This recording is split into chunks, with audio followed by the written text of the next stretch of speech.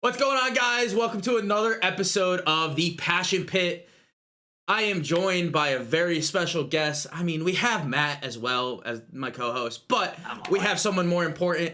We have SHAWSTIN, former editor of the process. Is it editor?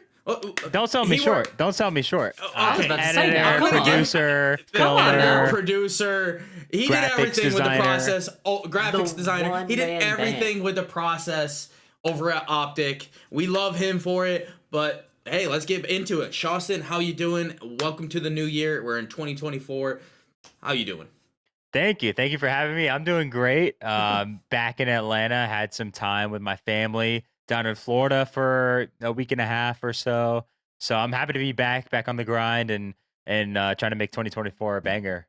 Yeah, I love to hear that. I was trying not to sell you short. I just didn't know what everything was included. No, it's okay. I forgot there's so much you do over there. I know, and that's one thing that people get confused. I've noticed a lot is people will assume like the process is like a 5-man job or something. Yeah. It's like shout out to the production team for this video. And don't get me wrong, there's definitely moments where like for an interview setup, I have people helping me set it up, or if I'm like sick one day, someone's filling in, or if I can't make an event, someone's filming it.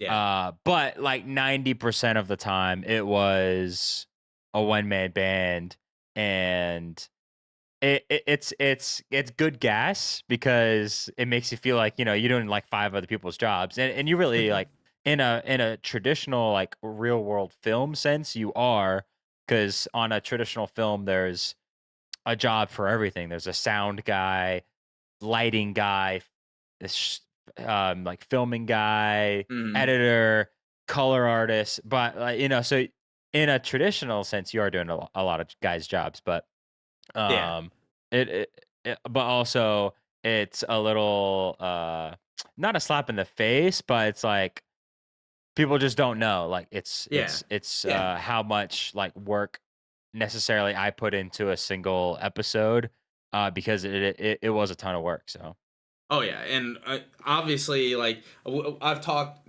So just a little heads up for everyone watching this video. This is the second time recording this video, only because my OBS crashed, and GG's go next. But we talked in depth last time. We're gonna get more just as in depth this time. Again, we got SHAWSTIN. Let's just say the video guru, the process guru. I like that. On my LinkedIn, I have esports creative. That's esports. I don't know if that sounds cool or not, but that's what I put. I kind of like it. I like that. We'll go with that. Esports creative. That's a very official title, and it is very broad in what you do, because we know you do a lot. You've done a lot with the process, and we know you're doing a lot upcoming. So I just want to talk about that stuff. I know last time we talked, you weren't able to tell us much. I don't know if you're able to tell us any more than before, but we're going to still try to pry it out of you. I know you're working on some projects. You got, you got 2 things. You got, The World Series of Warzone was what you did, like ending of last time. Well, yeah, we'll talk about the World Series of Warzone, but I'm talking about, can you refresh my memory? I can't remember both things you were working on. Yeah. So, 2024, we're looking at 2 things that I'm mainly putting my focus and time on. Yeah. So the first one is Carbon Copy, which I started back in September, I think, was when I first did it. And so Carbon Copy is basically an ESPN or like a sports center for esports is what I'm trying to make it become. Because I am a fan of esports, and I wished there was somewhere where I could gather all the big news that happens in esports weekly, and then find it all in one place in a well-produced, edited piece of content that I can sit down and watch it during my lunch or something. So, and which is what I used to do all the time with Philip DeFranco for, just internet slash real life news. So, Hmm.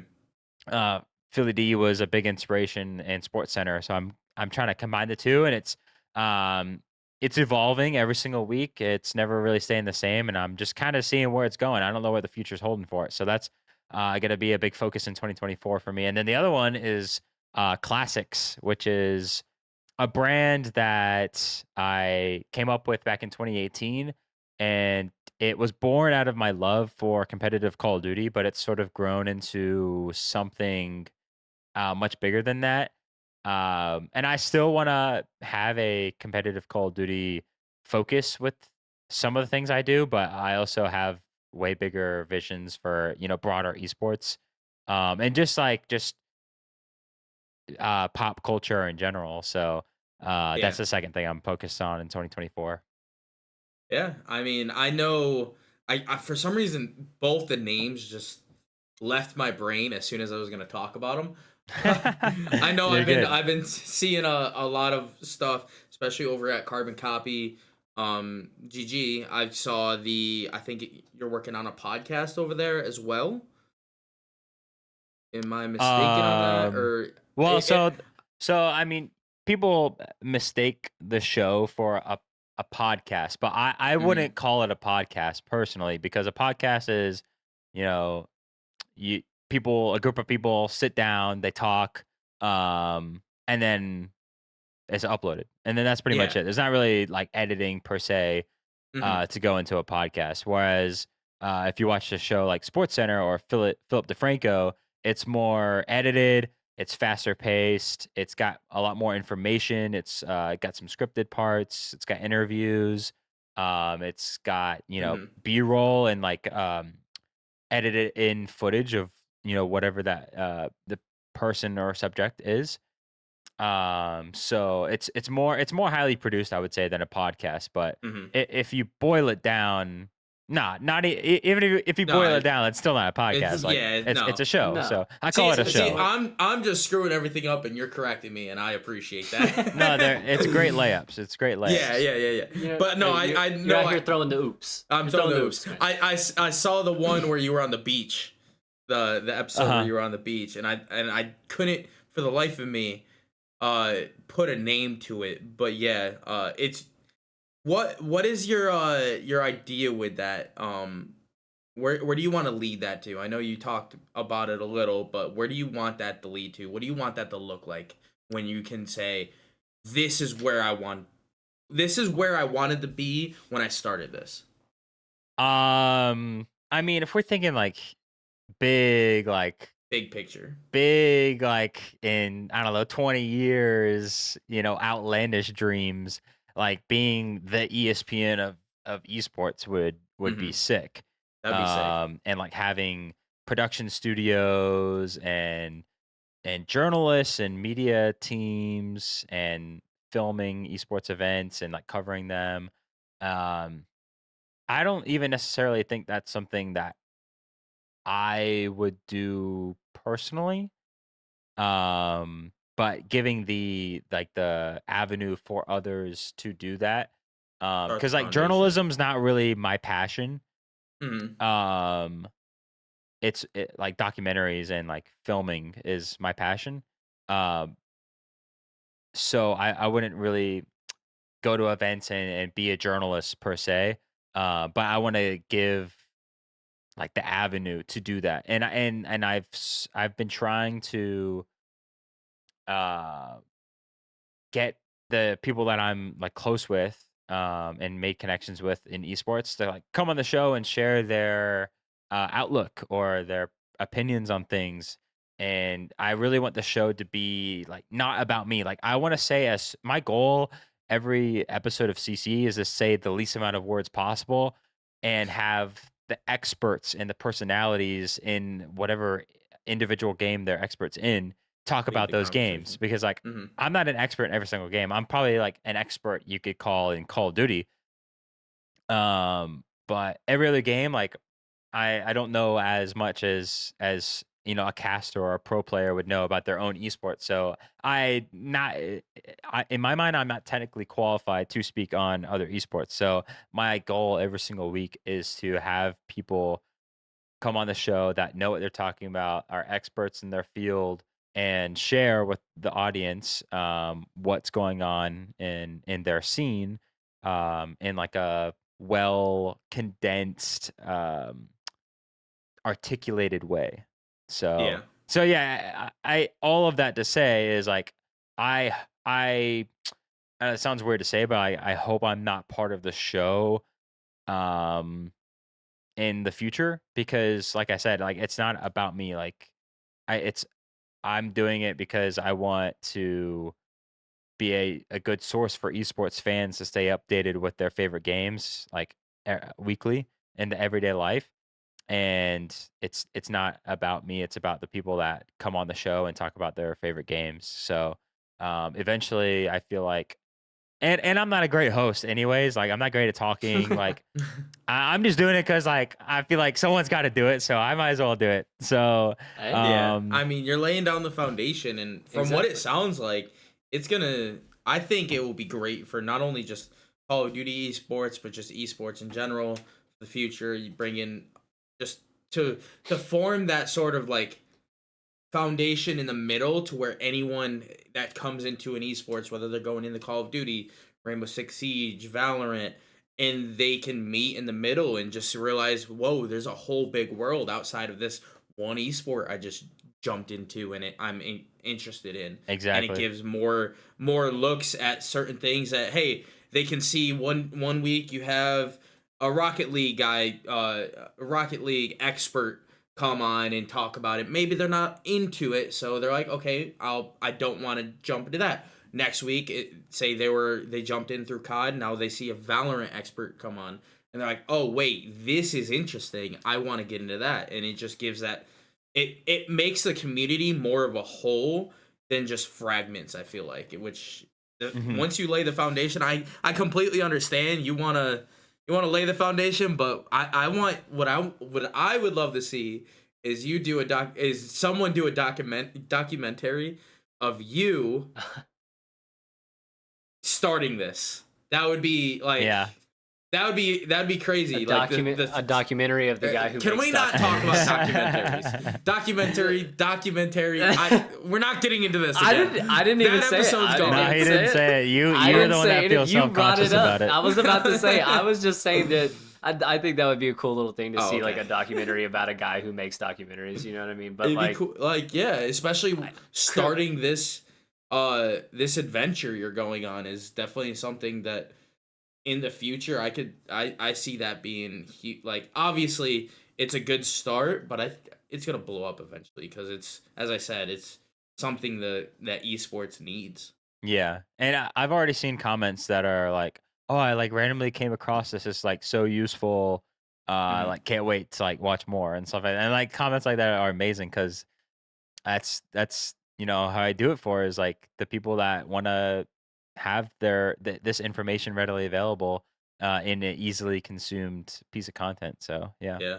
And I think that's the biggest thing too that you mentioned is like an easily consumable piece of content, because I feel like how Krim said, sometimes getting into other esports can not necessarily be scary, but it's a lot, right? Especially if you've never played the game before. You're like, if you've never played Rocket League and you're watching Rocket League players do 460 flips in the air and you're like, I don't even understand what's going on right now. How did they score? You know what I mean? And it's, giving them that short form content, but understandable to where they can kind of get that esports whole center kind of in one little piece, right? And you kind of learn about the esport. And like Krim said, it may hopefully can kind of get us more into like one community. Because I know most of COD kids in the COD community, it's only COD. It's COD or nothing. You know what I mean? Yeah. They are not watching anything else but COD 24/7. And I think sometimes if we could get, everybody watching every esport, it would just only help the scene in general.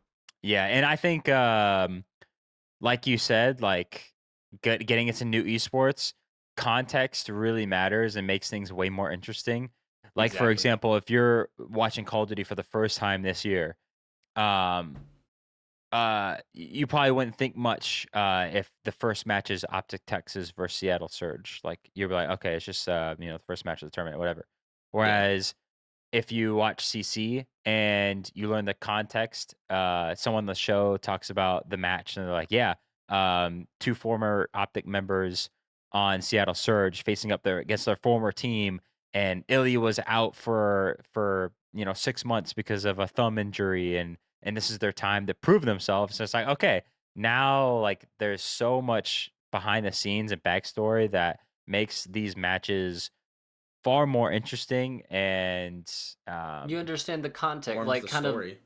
yeah, like the yeah, story exactly, and even going on about how the coach of Seattle, right, was one time the coach of OpTic, and then you kind of transfer that, like yeah, you understand those storylines because that I think that's what makes everything, from a guy especially that I'm a big UFC guy, and the best yeah, UFC fights and the ones that get all the people who never watched UFC before, right, are the exactly. guys like Connor and the guys like John Jones. It's like those guys that are more than just the sport, right? There's those Hmm. storylines. And I think that's something that can bring even people who aren't watching esports. Like you said, that person was like, I just randomly stumbled across this. Like, even if a fan who's not really a fan of esports in general, maybe just regular sports, sees something like this and they're like, oh, there's a whole sports kind of world that's exactly like the one I normally watch with regular sports going on with video games that I play. Yeah, Maybe I should get into this. You know what I mean? Where the guy that it turns that guy who gets off of work and plays a couple hours of Warzone or maybe just a couple hours of pubs, it might turn him into a full on ranked grinder who's turning on the stream on the weekends watching the CDL. yeah, exactly. I love it. Yeah, and I love competition. Like that's how I kind of started got going to COD events, anyways. So the Yeah. competition it fuels everything. I feel like. Yeah. Yeah, and I want to go into a little bit. Again, this is the second time we've recorded this, so we're gonna we have our practice in. I want and We and scrimped. I'm still fumbling. I, I want to go into now your background of obviously the process with OpTic, and I want to just ask you on how you felt going through that and just you're seeing your baby that you've been working on for so long continue and grow as big as it got and still is. Just what's your thought process behind every video going into each episode of the process and your documentaries of the World Series of Warzone that you just did a couple months ago? What's your thought process going into those things? um. It's a loaded question. Yeah, yeah, yeah. Can you can you ask that again? So what's your going into like each episode or of the process or each documentary for the World Series of Warzone? Uh What's your huh. thought process on how you want to record those things? The content you're looking to get out of them and how you put them together and to make that story. Yeah. So when I first starting is always the hardest part for a documentary because there's so many different ways you can approach it. Um, there's so many different ways to tell the story, so many different ways to edit and film it, and all of these different things. So when I first start an episode, it all comes down to what people would care about and what makes a good story. And then everything else kind of falls in place. So, like the World Series of Warzone, for example. Um, I wasn't very educated in the Warzone scene.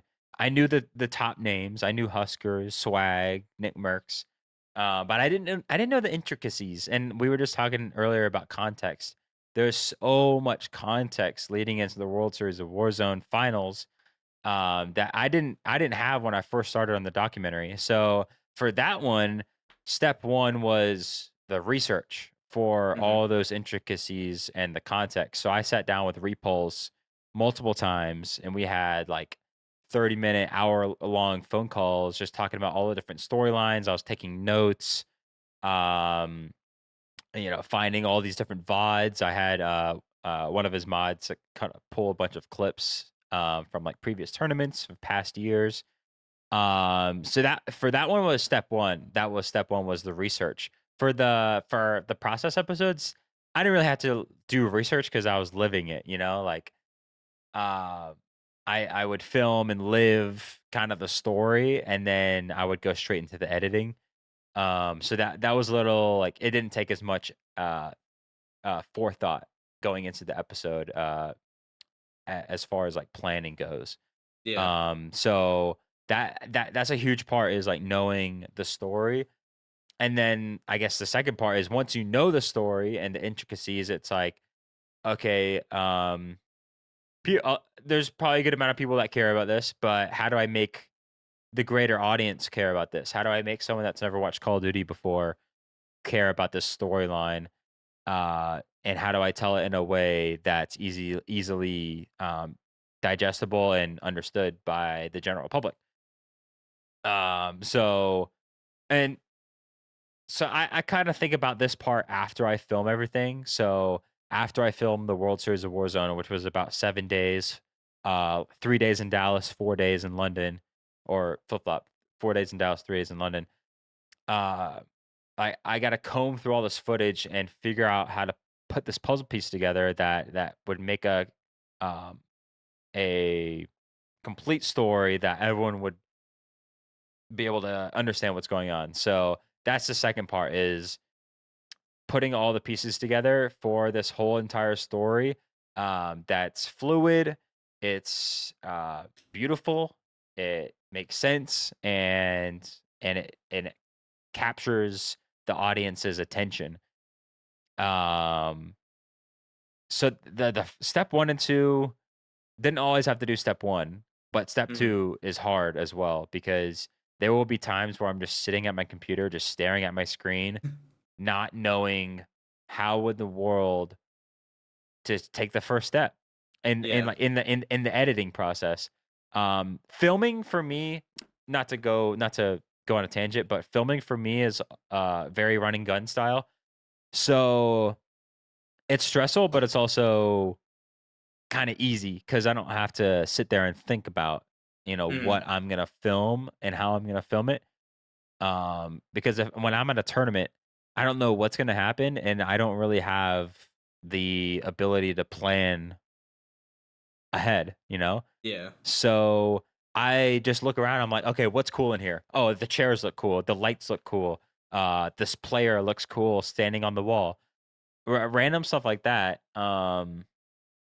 That I just notice in the moment and I film it. Um, so going back to the editing, once I figure out how to sort of tell a story in a digestible way, um, and then I take the first step of like, okay, this is how it's gonna. In my head, I'm like, all right, this is gonna how it starts. This is how it builds up, and I get people to care about these people, and then this is how the intensity rises, and this is the climax, and then this is the resolution. Um, they teach you that in like film school or like theater. I was in theater in high school. They teach you that a lot, like the arc of a story. Yeah. Um, and it's a little cliche, but like I do think about that a lot when making a story because it's like the fundamentals of how you make a good story. Mm. So once I have all of that visualized and I take the first step, then it's like dominoes. It's like I'm at my computer 12 hours, 14 hours for 2 weeks straight, every single day, eat, sleep, wake up, edit, repeat. No gym, no sunshine, no girlfriend. I'm in the lab, Just in the baby. It's in cave, bro. In the you're cave, grinding. just Grinding. grinding. Yeah. So once the first step, because like I said, I'll be staring at my computer for hours, just like not knowing how to start. But then once I do and it feels good, I'm It comes rolling with it. flowing. Yeah. And Yeah. then Yeah. I guess that step sort of three is just, you know, once you get all the ingredients to your recipe, then you start cooking. Start cooking. I love Start that. cook. Hey, hold up. Let him cook. Hey, and No. we know you've cooked with the Oh, process. We yeah. know Thank you've you, been thank you. cooking. Oh, Chef I'm very SHAWSTIN proud of over him. here. I'm With the very proud of him. process and with the World Series of Warzone, like I was about to say, yeah, the World everything Series of I've Warzone was seen amazing. is amazing. Thank Yeah, you. and I wanted to ask too. I mean, you talked about it, and I think that's one thing that really sets you apart is really your storytelling. I think, and you talked about in film school. Like, how long did you go to film school for? How was that process? And then how Do you use it a lot applicably to what you're working on, especially in the esports scene?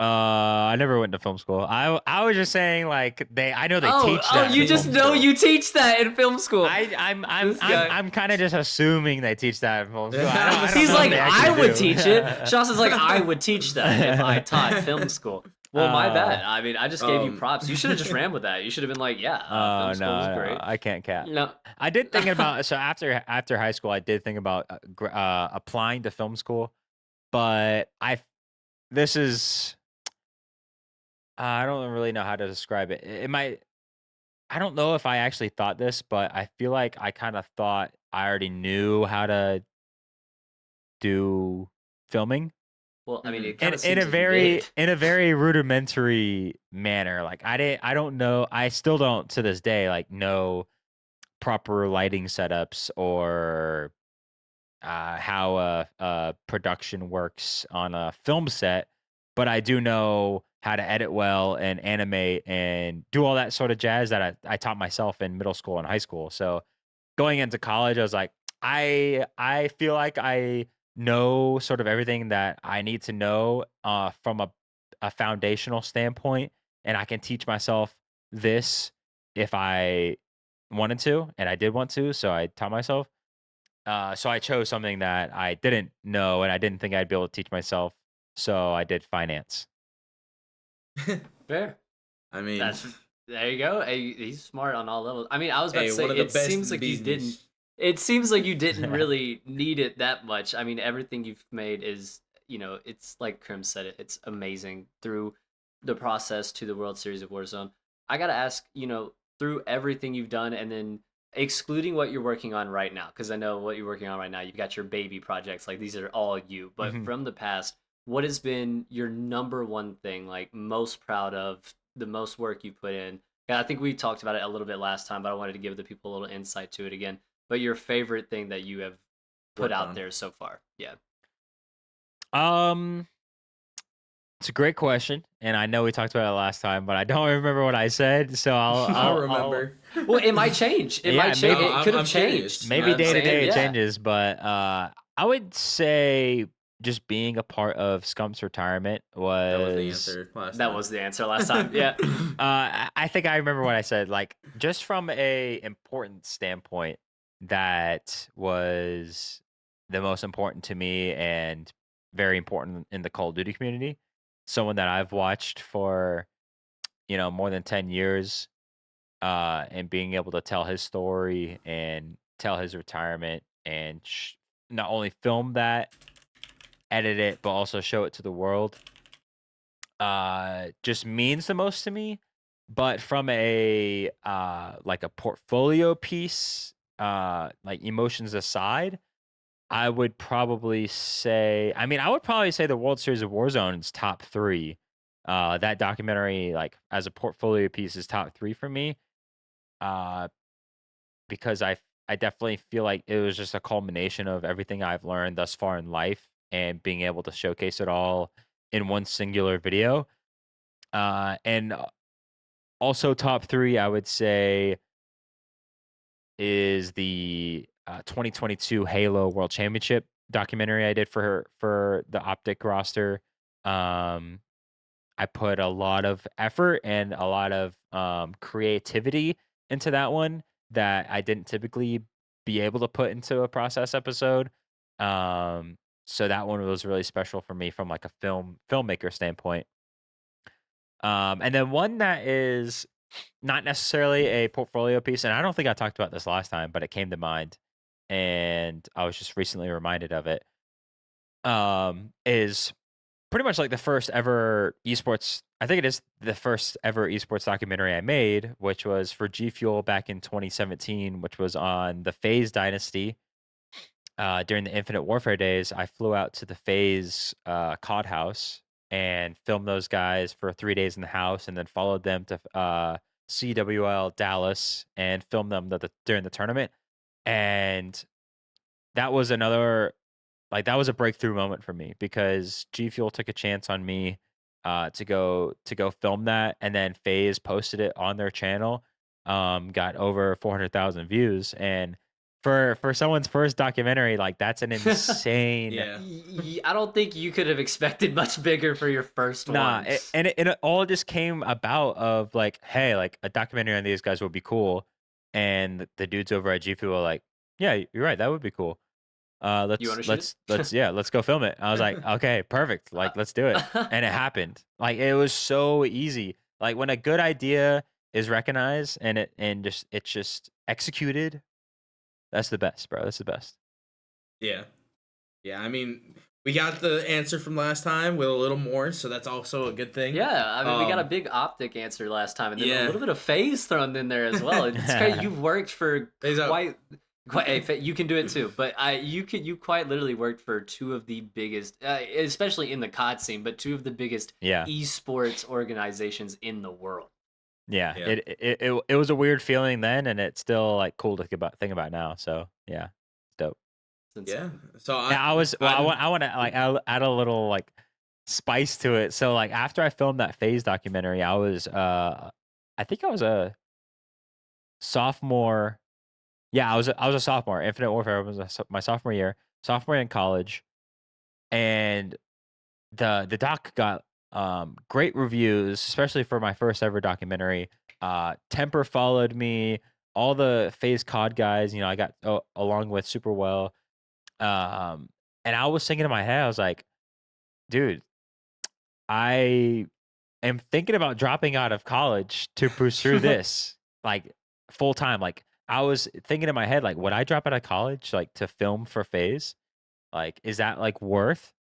So it's like that moment really had me like questioning dropping out for like full time esports filming. I'm glad I went through and graduated, of course, and it all worked out. But because of that moment and how big it was for me, it made me like question, you know, dropping out of college. But I enjoyed my college life too. I couldn't leave the partying too soon. So I think I remember the end of the last episode. We were struggling to find a thumbnail. I think I just found the thumbnail. Phase process. Because Okay. we could have had the process with Phase. No, I'm kidding. For real, That's bro. wild, but Phase, no, but Phase, you're what you right doing, bro? though. You should've I didn't hired even me. realize Yeah. what you were saying, Krim. That's wild. Yeah, We literally like, we could could have. have had the process with Phase. Could you imagine how different things would be? That's like one of those butterfly effect moments in COD history. Yeah. That right there. Well, let's be clear. I don't want the viewer to be confused. The process would still be at OpTic because Roger started it at OpTic. That is true. That is many true. many months before I ever took it over. So the process would still be at OpTic, but Yeah. Phase in some different universe may have a different documentary series led by your boy if things Shaw, panned the out goat. differently. The Yeah. GOAT, led by the GOAT. Led by the GOAT. Yeah, so just an idea I had there. But I want to go into something different now. We got Major 1 coming up in a few weeks, in less than a month. And Major 1's at Boston again. I remember we are, again, in the last episode, we talked about this story. Just a quick brief synopsis of it. Back at Major 2 last year in Boston, SHAWSTIN and I had some drinks at the bar. We were drinking with a few people, and it's a funny story because I remember you pulling out, and you didn't pull anything out, but you made a joke saying that the shots were gonna be on the OpTic company card. And I remember Roger was over in the corner because Jay, who actually does the editing for this podcast, he was recording at the bar. And I remember Roger pointing at the camera and saying, "Yo, SHAWSTIN, he's recording." but the Jaeger bombs went down smooth, and we had a great night. Yeah, spoiler alert, I did not have access to the company card. Yeah, unfortunately not. We were hoping, but I think Jace actually ended up buying some of the shots, so we ended up splitting them. But we're going back to Boston again, so I'm excited for that. Is there anything that, I know last time we talked, you weren't able to say much. Is there anything more you can tell us on any upcoming things you're planning for Boston? Or are you just going to keep us in the dark still? So I'll give some details. So I posted on Twitter I will be at Boston. Flight is booked. I am going to do a documentary there, and it will be under the brand Classics, and it will be my first ever um documentary completely under the Classics brand. So the World Series of Warzone documentary was a Classics production, but it was completely released under Repulse and his brand Pulse Check. So this one is completely under the Classics brand. It'll be on the Classics channels, and it'll be 100. It'll be like the first time I'll be able to say that it's like 100% mine. I own it, start to finish. Um, my baby, I birthed it, so it's like it's gonna be really special to me. And I'm gonna put a lot of effort into it. And I'm really excited for it, and I think people are really gonna enjoy it. So yeah, that's what's gonna go down at Boston. I can't Can't wait. give the I'm excited. the nitty gritty details or like who it's gonna be on or anything.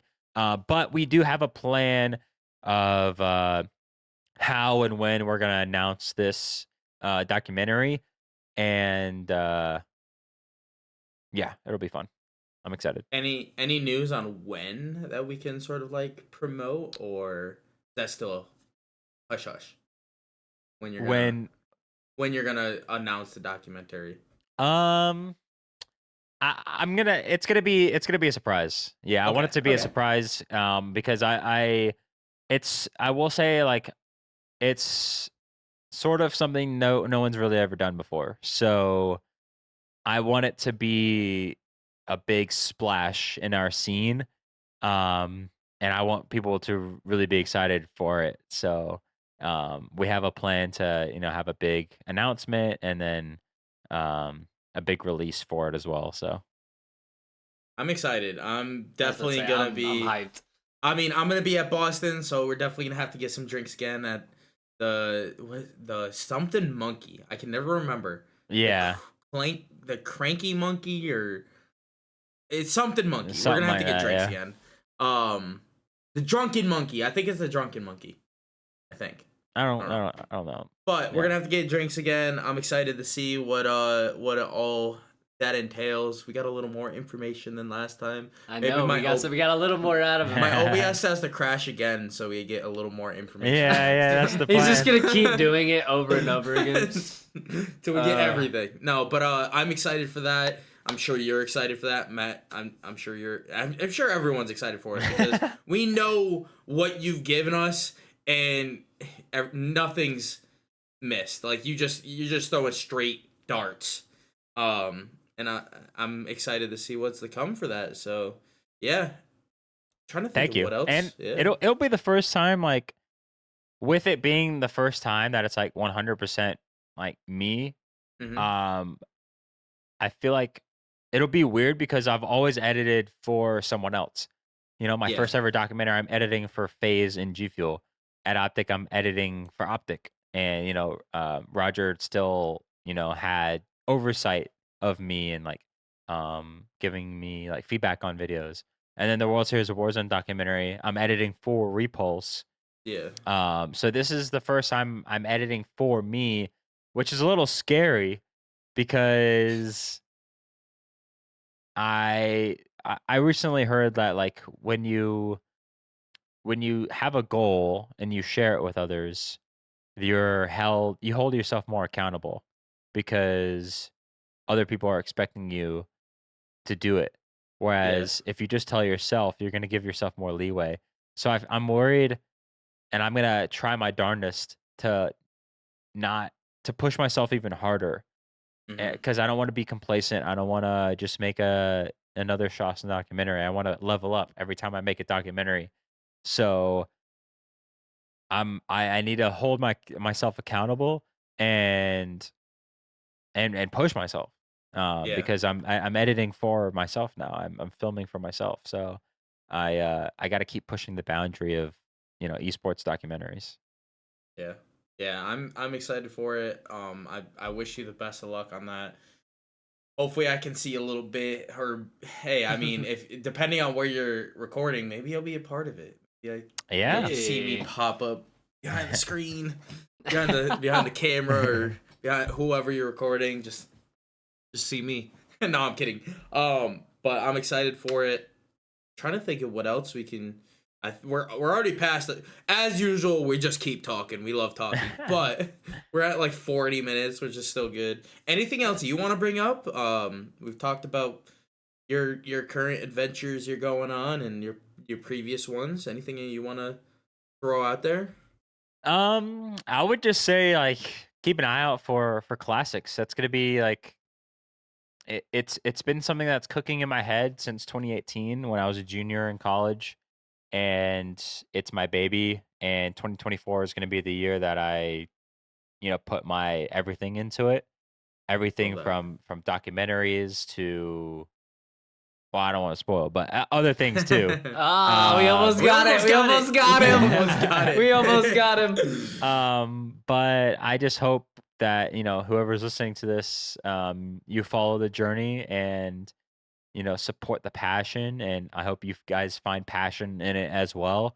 Because it's going to be stuff that I feel like any esport fan will be able to enjoy and relate to and be a fan of, and that's what I'm doing it for. Like the bio on the Twitter is for the culture, and I don't want to be making like some whack stuff. I want to be making the coolest stuff in the esports space and being uh, I don't know. I don't want to say pioneer because that sounds corny, but being like just You're the making cool people's stuff. champ. You're the And people's champ.